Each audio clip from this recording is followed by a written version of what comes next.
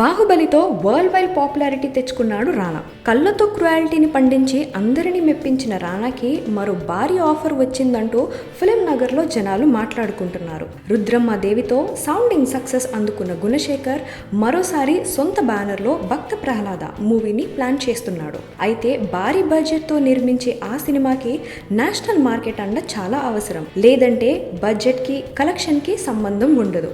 అయితే యంగ్ జనరేషన్లో ఆ క్యారెక్టర్ చేసే ఆలోచన, టాలెంట్ రెండు రానాకి మాత్రమే ఉన్నాయి. అందుకే గుణశేఖర్ అతడిని అప్రోచ్ అవుతున్నాడట.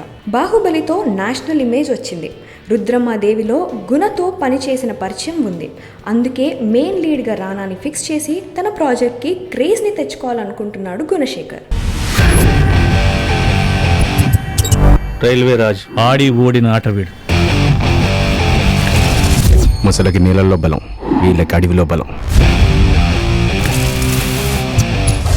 ఏం రో లావు మాట్లాడుతున్నావు?